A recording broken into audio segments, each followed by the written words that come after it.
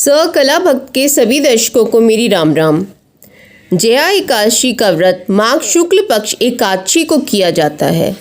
इस तिथि को भगवान केशव का पुष्प, जल, अक्षत, रोली और विशिष्ट सुगंधित पदार्थों से पूजन करके आरती करनी चाहिए। भगवान को भोग लगाए प्रसाद को भक्त स्वयं खाएं। जया एकादशी व्रत की कथा इस प्रकार है। देवराज इंद्र स्वर्ग में राज्य करते थे और अन्य सब देवगण सुखपूर्वक स्वर्ग में रहते थे।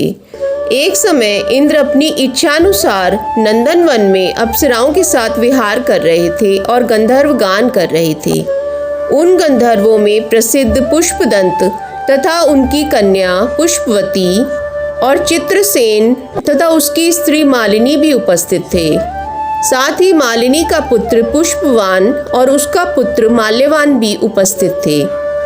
पुष्पवती गंधर्व कन्या माल्यवान को देखकर उस पर मोहित हो गई और माल्यवान पर काम बाण चलाने लगी। उसने अपने रूप, लावण्य, हाव भाव से माल्यवान को वश में कर लिया। वह पुष्पवती अत्यंत सुंदर थी। अब वे इंद्र को प्रसन्न करने के लिए गान करने लगे, परंतु परस्पर मोहित हो जाने के कारण उनका चित्त भ्रमित हो गया था।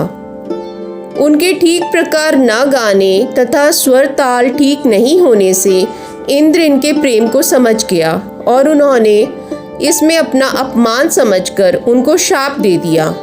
इंद्र ने कहा, हे मूर्खों, तुमने मेरी आज्ञा का उल्लंघन किया है, इसलिए तुम्हें धिक्कार है। अब तुम दोनों स्त्री पुरुष के रूप में मृत्युलोक में जाकर पिशाच रूप धारण करो और अपने कर्म का फल भोगो। इस शाप को सुनकर वे बहुत दुखी हुए और हिमालय पर्वत पर दुखपूर्वक अपना जीवन व्यतीत करने लगे। उन्हें गंध, रस, स्पर्श आदि का कुछ भी ज्ञान नहीं था। वहाँ उनको महान दुख मिल रहे थे, साथ ही नींद भी नहीं आती थी।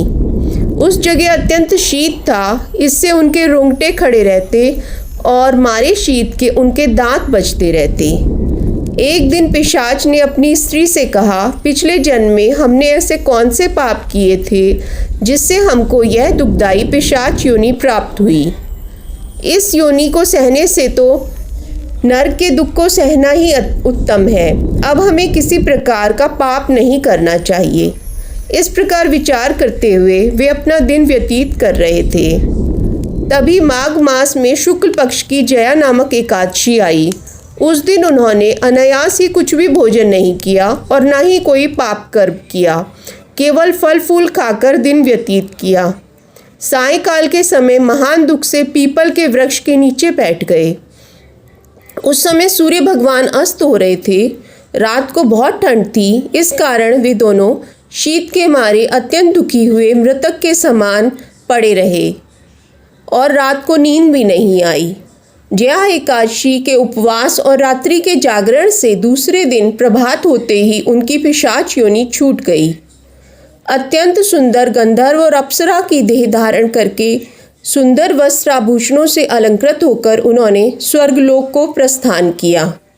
उस समय आकाश में देवता उनकी स्तुति करते हुए पुष्प वर्षा करने लगे।